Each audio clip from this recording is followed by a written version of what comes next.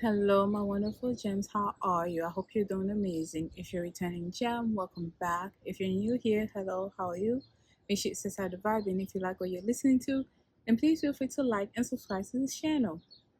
Okay, so as usual, we just jump into the story for the episode.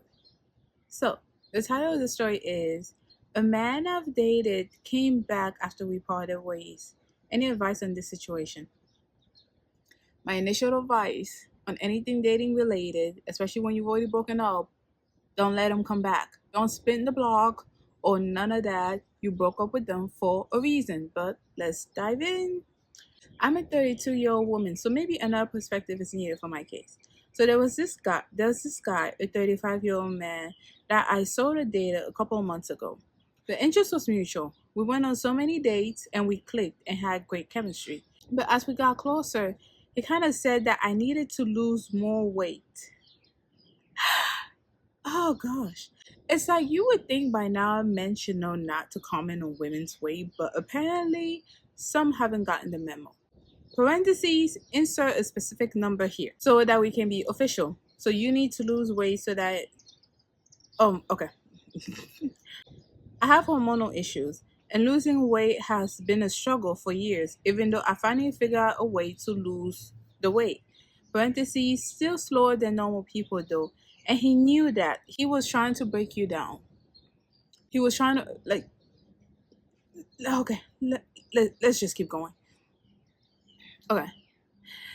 Oh, where was I? I have hormonal issues, and losing weight has been a struggle for years. And yeah, okay. So, and he knew that. Parentheses, he thought I wasn't trying hard enough. When we first started dating, I was at a point where I felt comfortable enough with my progress and how my body worked, hence the dating. Parentheses, I don't think I'm even at a crazy level of weight, even if you are. Even if you are, what about basic human standards or just treating people with respect? I probably need to lose about 7 to 8 kg to reach a normal weight. I don't know if that's too big for some. I think kg is like times 2 equal pounds, so she's talking about maybe like 20 pounds to 15 pounds. I think that's what she means.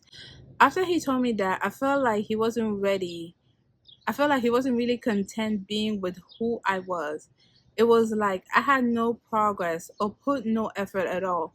But it made me feel like he won't accept me for who I am and not willing to grow together or support me on my journey. It felt like he wanted the finished version of me, and honestly, it hurt a bit. It made me question myself. I thought about it and told him that maybe he should find someone else that already fits his standards. Good for you. Because clearly he wasn't happy with who I was. Because if this continued, he would become unhappy and would feel like I'm being pressured to be, and I would feel like I'm being pressured to be a perfect standard for someone else. And the fact that he used my weight as a criteria to be able to be in a relationship with him wasn't nice. Girl, it was rude. I don't think that losing weight specifically to date someone is a healthy approach on a relationship. I agree. I've been doing it for me. And now that it became a requirement for me to be loved, that was disappointing. So we parted ways. Now, after around 2 months, he came back and apologized and said that he had been taking the time to think about it. 2 months? Okay. You know what? He'd been taking the time to think about it and reflect. and and how insulting that was, and that he was immature to think that way and want to make things right. He said that we should grow together instead of him expecting me to change into who he wanted me to be. I don't want anyone to feel that they have to quote unquote lower their standards because I'm good enough for someone out there. I want someone that is fine being with who I am. I like him honestly, but would it be healthy for me to give him another chance? What should I say in a situation? Thank you in advance. Absolutely not. Absolutely not. 2 months? Habits? Habits can be changed in 2 months. Heck, even a month. A mindset does not get changed in 2 months. Let me tell you what happened. So he told you that because he thought he was on his high horse, he was a prize, whatever some men believe out here. And then he went out, got a girl who was slimmer, and she hurt his feelings. She hurt his feelings. She humbled him. Now he's trying to crawl back into your good grades, talking about how he did not change. He did not change at all. Okay, this is just pleasantries. He's trying to get on your good side so that he can have what he wants. And most of the time, it's usually physical intimacy time. I can't say the actual word on YouTube, but you catch my drift. No, no, no, no, no, no, no, no. I like that you have the mindset of losing the weight for yourself.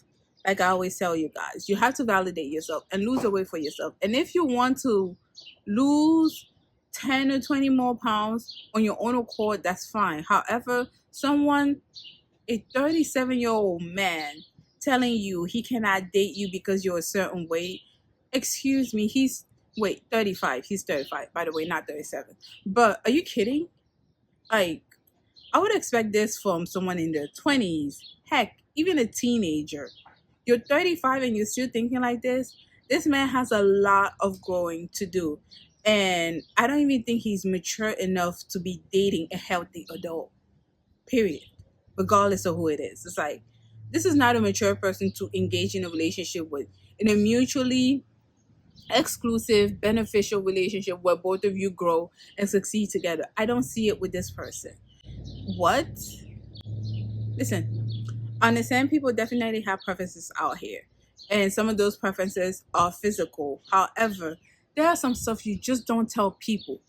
Like, no one should be expected to change because you desire them, but you desire this version of them. Absolutely not. Just go find the version you desire. And if you're not a match for that version, improve yourself. Since that's what you want, since that's your preference. I don't think you should give him the time of day. And oh my gosh, no, no. My advice is just no overall. No, no, no, no, no.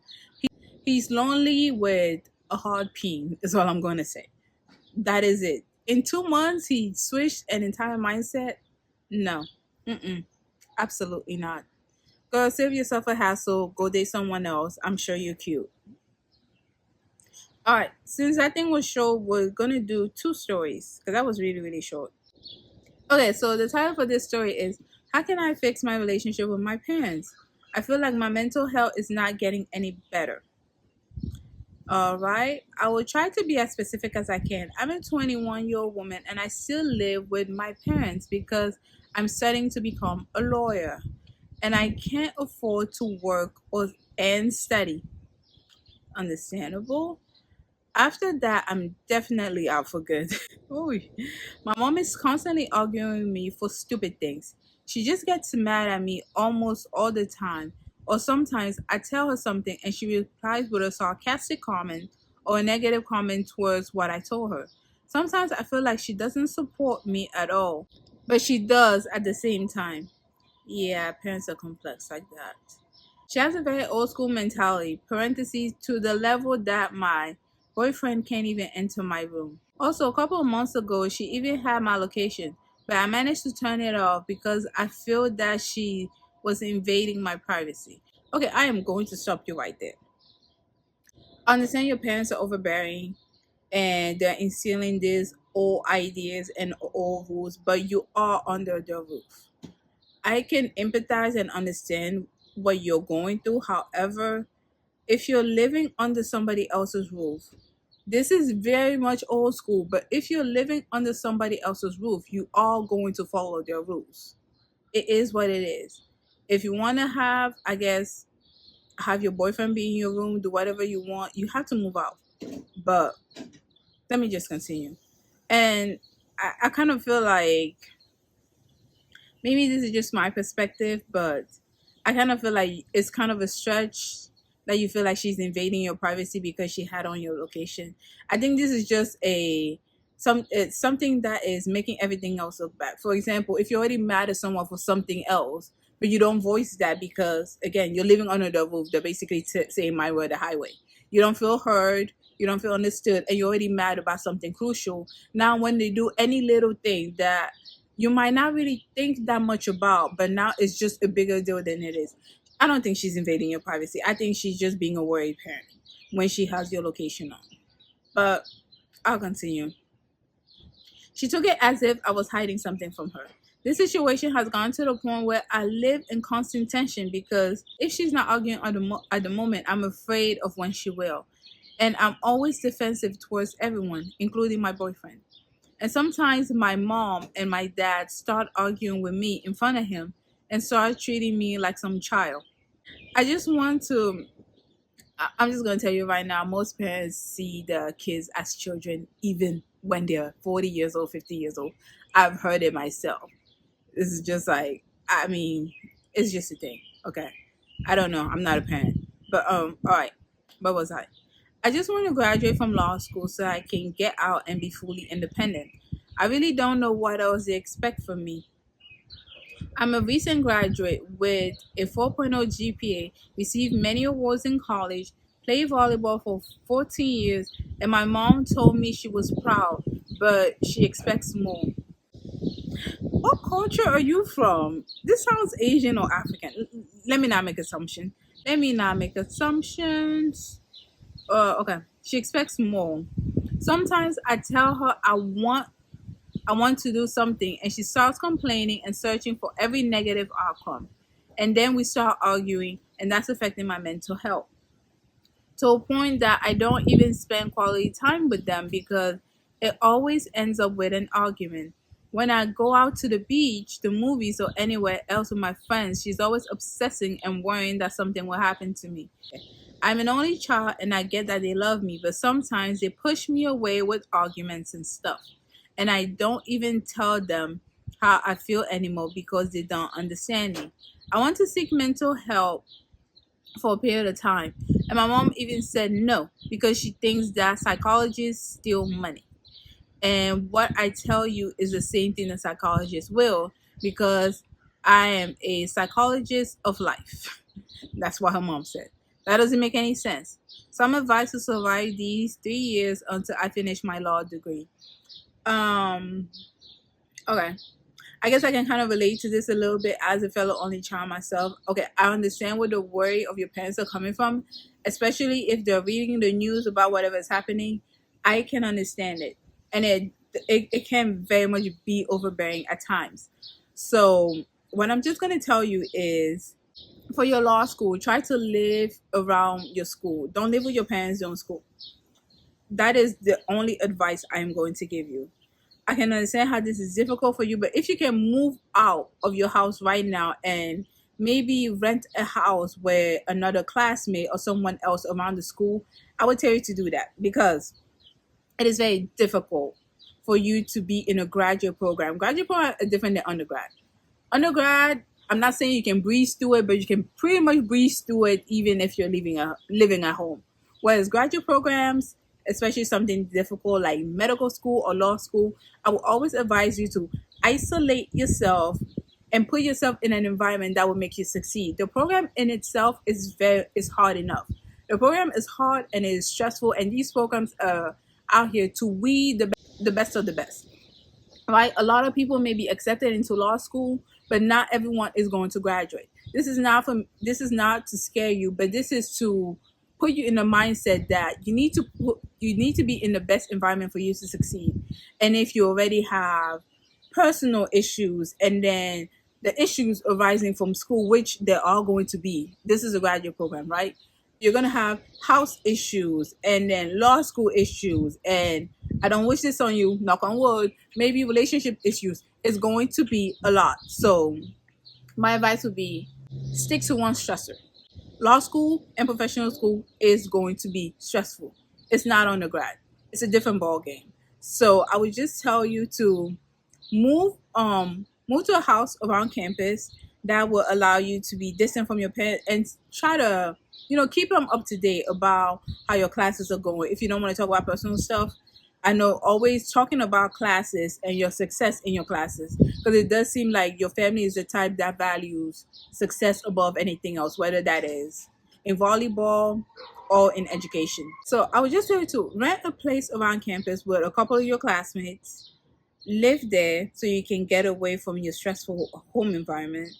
Go to law school, focus on law school, keep your parents up to date with whatever's happening in law school, because it seems like your parents are very much like the success driven type. So like education or sports such as volleyball, keep them up to date with that. Don't tell them about your personal life. I know some of us want to have that close relationship with our parents. However, it can be a bit difficult. So focus on those and just focus on one stressor. That's the only advice I can tell you on how to survive these 3 years, because it's very difficult. It's very difficult to be in professional school while being stressed about something else. It's just like the human body cannot take it. And maybe you're one of those rare people who can. Who am I? Who am I to say you can't? But that is the only thing I would tell you. And make up some BS excuse as to why you need to be closer to campus or live close to campus to your parents. They might not like it. They probably won't like it. Okay, who am I kidding?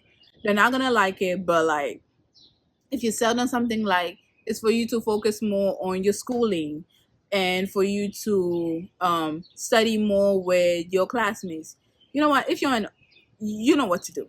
You know what to do if you're in a household with strict parents who are success driven and academically driven. You know what to do. You have a 4.0 GPA. I'm pretty sure you have your head on. Just sell them a BSXUs, get off campus, and you can have that distance from your parents and grow into your own woman. But that's the only advice I can give you right now. I would never advise you to stay in a stressful relationship. A stressful relationship. I would never advise you to stay in a stressful environment if you are already like taking on something else that is stressful, such as law school, medical school, or any like master's program or professional schooling. I would never tell you to be in a stressful environment. You need a clear mind and peace for those to be able to tackle those. But yeah, yeah, that's it. That's the only thing I can tell you. But good luck to you, and I wish you well. So thank you so much for spending your day with me, and please let me know what you thought of this advice in the comment section below. And you can keep up to date with anything I do by visiting my website, which is kitchentableadvice.com. I have so many stuff on that website. I have blogs where I just talk and talk about whatever I want. I have art that I've labeled weird contemporary art, and that name is just going to stick for now, as well as poems who are just very interesting. That's how I'm going to describe it. Very interesting, kind of twisted, but fun. Also fun. But yeah, if that interests you, then please visit the website. Again, is called kitchentableadvice.com. So thank you so much for spending your day with me, and I'll see you next week. Bye.